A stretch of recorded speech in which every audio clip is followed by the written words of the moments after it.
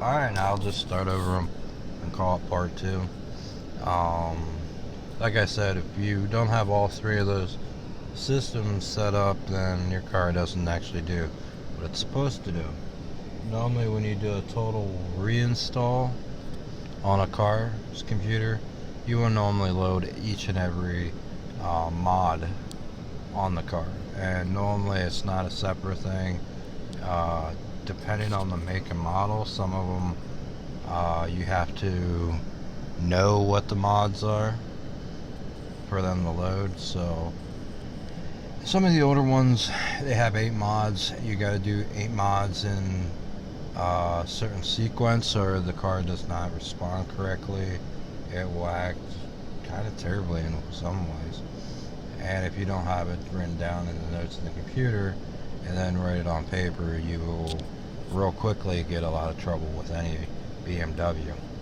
The reason for this is it tells the computer how to fault if it were to come into problems. um, as far as like if you're out in the middle of nowhere, I'll say something real quick. It's not the brightest thing, but synthetic oil is just oil that has the black cleaned out of it, so it runs a little bit more pure. It's not really anything much different than a recycled biohazard oil. So when you look at those biohazard cleaning facilities, normally they call them biofuels, but this isn't a fuel. It's no good in diesel trucks whatsoever. They normally like to run the grungy, dirty stuff, plus diesel and kerosene.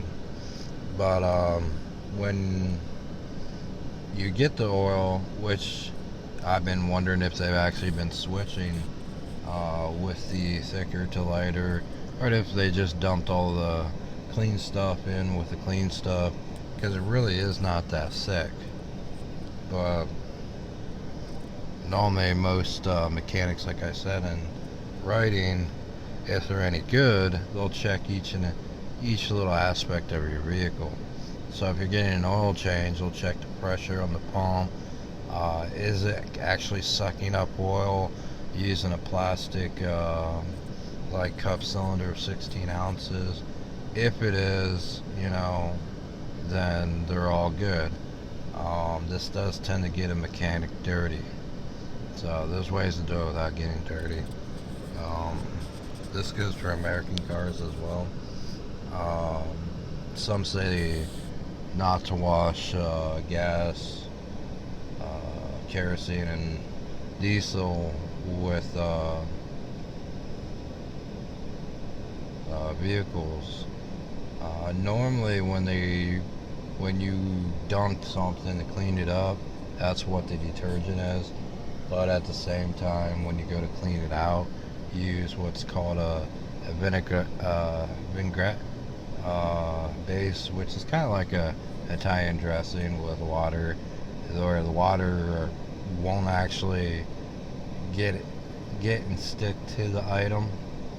And when I say get and stick, the oil repels the water off the metal.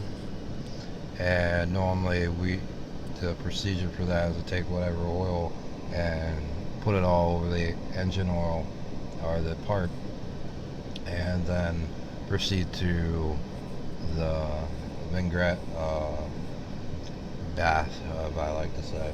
Some say it's easier to do it the other way, but at the same time, it's not going to hurt the engine. Uh, the other part of it is, with all these settings, the particular vehicle I have is actual, so it's not real big of a problem. Um, a lot of it is pretty simple.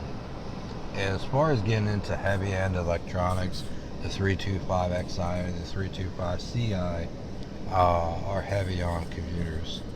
So, like if you, some people they don't want the do the computer part But that's everywhere where a proper mechanic would need to start, because this car is computer heavy. And when I say computer heavy, it means you could actually give or take the brakes on some of these BMW luxury cars. You can actually adjust the brakes without ever grabbing a Phillips or a torque wrench and simply make your adjustment. As far as the American cars, they're like their brake problems with their pins and snapping things off. Believe it or not, those pin settings on your brakes, which are underrated, which means that they weren't made correctly. They're not supposed to be, you know, that short on the end. They're supposed to be at least an inch, um, and whatnot. So whoever actually did that actually kind of messed you up, because with a standard manual brake, you need the threads and be able to loosen the calipers, then shim them, which I don't know how you would actually loosen and shim the calipers, because the only way that I could think of is using a blocker on the back, so which is just a plastic block and whatnot. The real brakes that you would use in an automobile with a pump, if it's not the pump going bad, but the whole assembly, is about $3,000, $2,000. And that's brakes, pumps, rotors, brand new reassessment on hubs, and everything. As far as the United States, like Ford, Chrysler, Plymouth, even some of the lesser cars that are Japanese or Asian, as they like to say, you can get into some really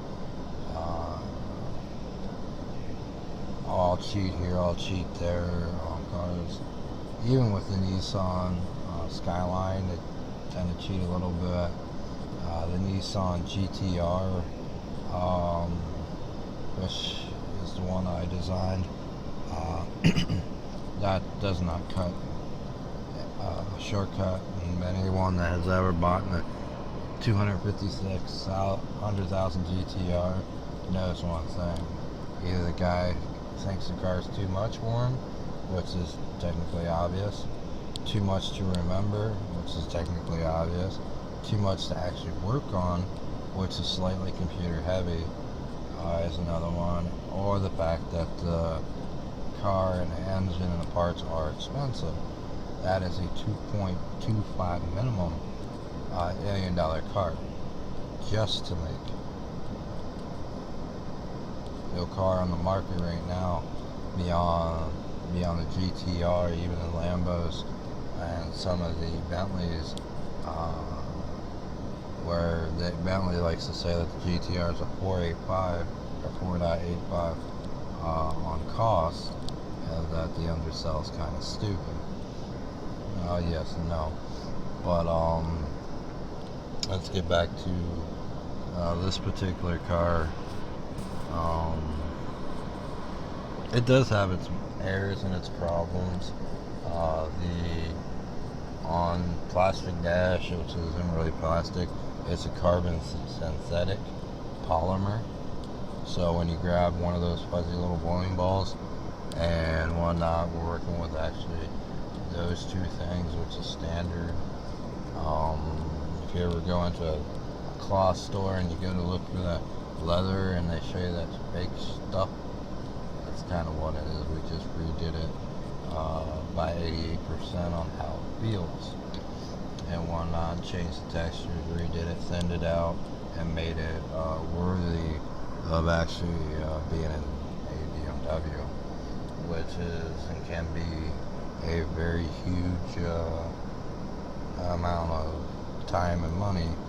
So when you get to a soft top like this one, this is semi-hard and whatnot, types of, and mainly like the gray plastic here, you get the soft bottoms on them and stuff, you can really get tied up into why the car is expensive. They recommend that you wax the inside of the vehicle a few times, mainly to get like a texture like this, which is a high-end wax, hardened porcelain, but it's also just as strong as your wax you would use in your paint, but it has no actual smell or chemical treatment that gets out. I like to call it polished. Some of it's leather, some of it's not, as it's polished up. Some of it's just hand polish more than actually polish wax. So it does have a little bit on it. Let's see. Like when you get into the softer touch drawers, not drawers, but storage, you'll notice that it's actually, if I would have done it correctly, it would be nice, but you have to wax those where you can scrape them and get a little black coming off them and stuff, so you definitely want to wax those. This is probably the easier ones. This would require to be waxed, even though they haven't done it for you. And where the company is, some people will opt out on doing that. You can wax the whole entire car, at least the one I'm in, and stuff. I don't recommend it because if you don't let it dry for a matter of, I say, 7 days, with either the heat or the cold in it, to give or take what condition it is outside, it won't actually set in correctly. The way that you would wax the vehicle is to take a drop on your finger, like that right there. You definitely would have to get up to about 6 to 8 drops, because it will just absorb it. And then once you get it to where the wax is kind of floating a little bit, you can actually work off the base of what you just waxed by going around the vehicle and putting that wax on there. The stuff that's used is very stretchable in the sense of it being able to be put on very, very thin.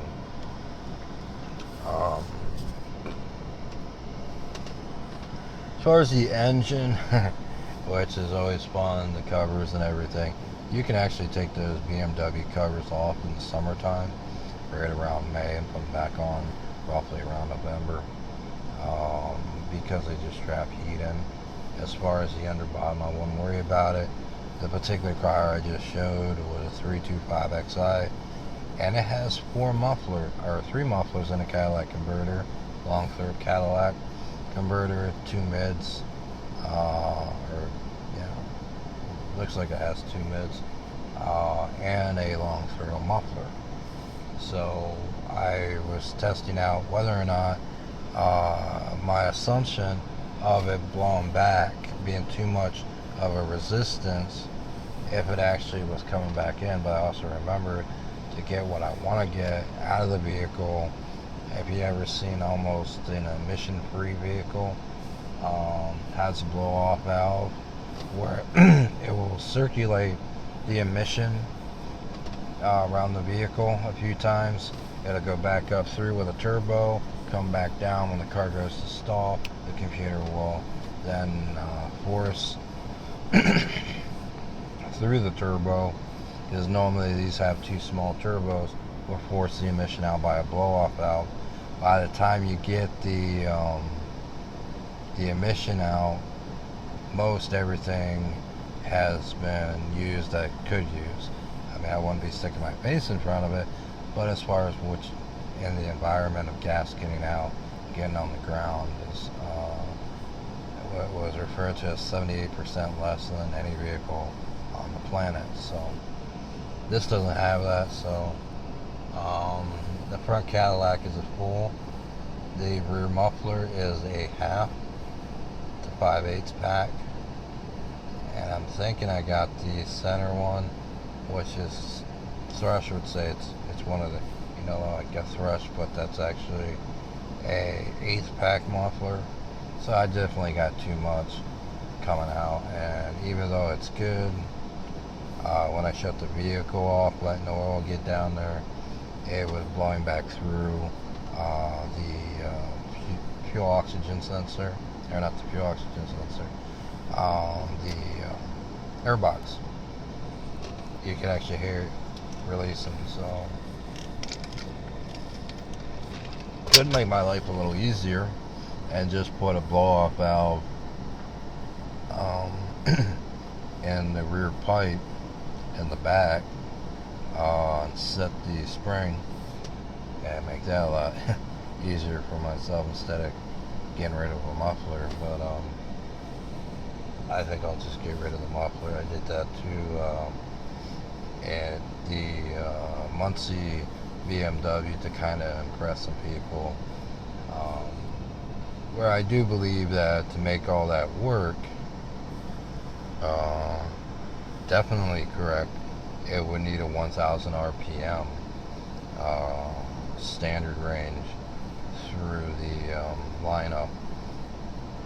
Someone said that I actually beat another person's zero emissions on the vehicle, but like I told him, no one's really going to know unless you want to stick your face down there for an hour and see if you pass out. And like I said, no one really wants anyone to pass out and die from not necessarily carbon, but deoxygenating the air, as well as taking fuel out of the air. So I was looking at starting off. I wish the brakes on this are a bit touchy, but a little bit, like I said, too good, where it actually would run efficiently without stalling if the RPM was kept at a 1000 range. Currently it's a 500 range RPM, so the RPMs are a bit low for when the engine acts up, even though it shows about 750 on the RPMs. But other than that, I was tearing the one of these lighters apart. I wanted to see if it really did work, because I wasn't getting anything and whatnot as far as getting my cigarette lighter to light. But like I was telling a lot of people, as easy as the problem is to buy a new one, I'll show you through a few things. But these two wires right here need to be disconnected. You can undo the battery if you want, so you don't get shocked. But this thing right here, this little metal piece, and there's one on the other side. I'm not sticking my finger in there to get myself electrocuted again. But there's the other one. So there's that one, and there's that one. And then if you look here, there's another one. And there's another one over here, and I don't want to cut myself. Stick your lighter in there, and when it doesn't want to hold, like I said, unplug these two things. Just take a pair of pliers and push down on this. And what you want is this to be snug and click, as well as the other side where it's at on that. But when you rotate it, this is the one you don't want to piss with too much. I say mess with too much. If you put it in too far or press too far, you can actually get it stuck. If it gets stuck, it will blow the fuse every time. Okay, so if it's really hard to get your lighter out, and at times you pull that whole thing out and whatnot, then you got that second one way too tight. As far as how I do it, I'll normally I kind of freehand it. You just tap it down so it's less than 100,000ths of an inch until you push in, it clicks. But if you let it sit long enough, it'll unclick itself even without an electrical flow. And the reason I say that is because most of these components are on all the time when the car is on, so they kind of have a small amount of electrical flow in them. Because if I were to get that part back as a recycle, I would not take it and throw it back in, reforge it, and burn it right away. I'd actually stick it on what's called an electrical charge machine. It's kind of redundant in what it says, but if I can take and stack parts that are connected to any type of electrical, even wood, to see if I can get just less than 1/100,000th of an amp to come up, or something like a tenth of an amp to come up, or a tenth of a watt to come up, then I know that I need to attach the other part and discharge the electricity out, which is about what happens with everything. Because we talk about getting into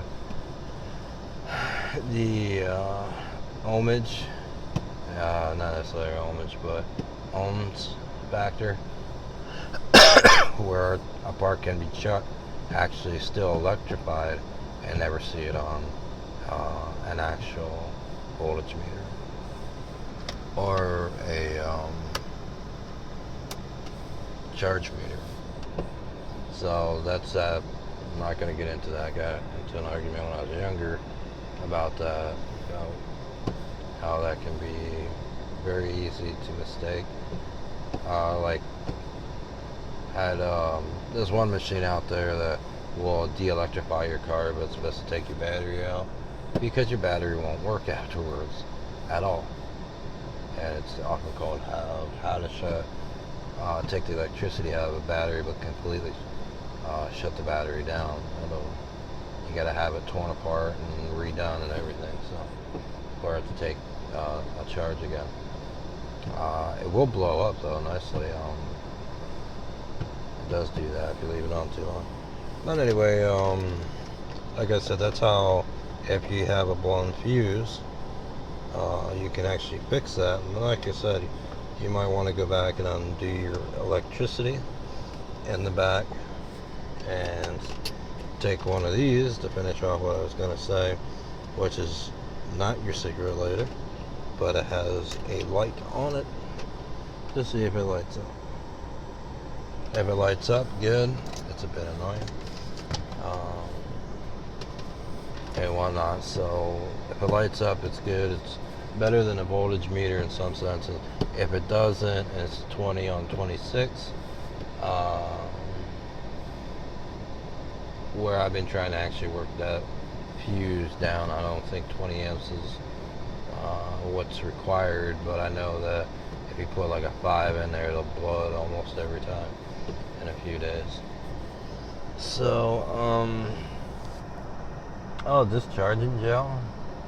Yeah, there's that stuff too. You gotta watch it though, because discharging gel can also affect how the body does what it does. So, what else was I going to say?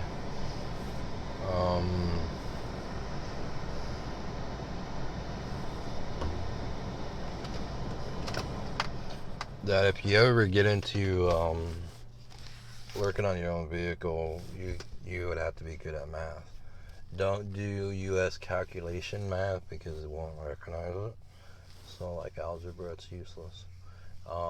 If you know how to do straight math with all the bells and whistles of how the Germans and the Europeans, not necessarily the Soviets, do their math on straight line setups, then which is worth learning.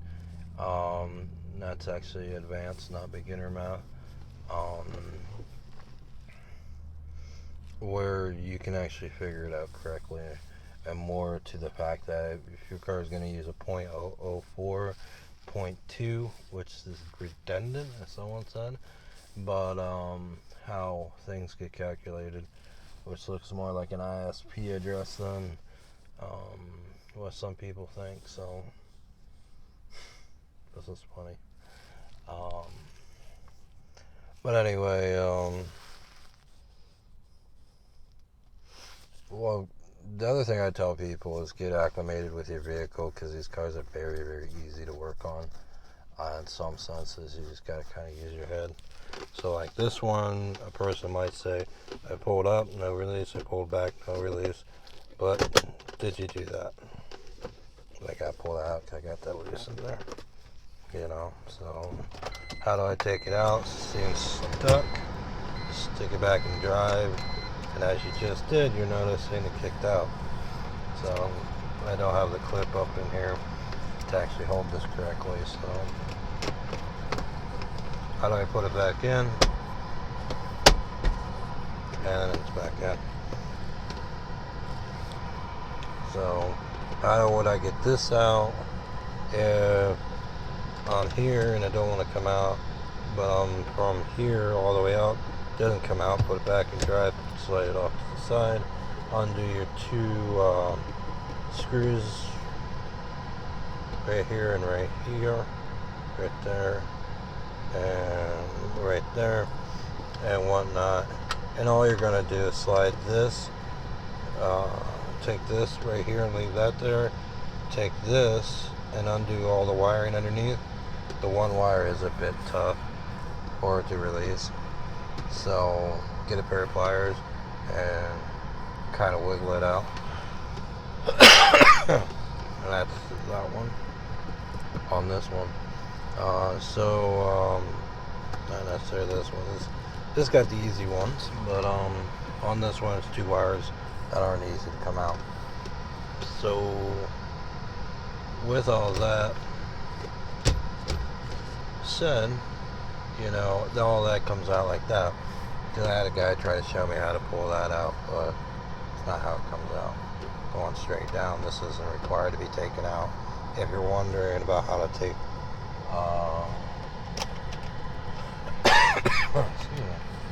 how to take that storage out, that's all you do. So that's how you get that out of there. Put it back in, do a finger spread, goes right back in. So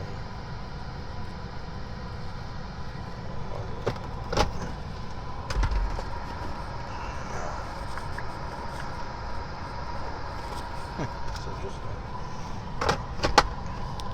I had to get back in there because I didn't plug one wire in, but I was troubleshooting, so it's always interesting.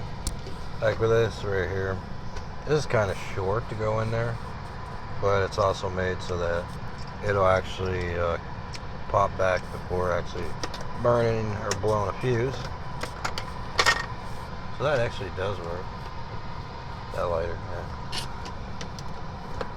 So like I said, it's easier to put that on, it lights up, good. We'll stick and throw that off to the side.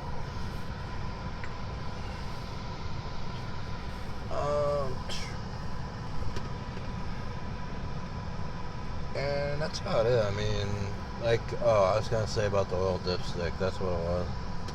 Got on here to talk about. Actually, I'll talk about that in a second.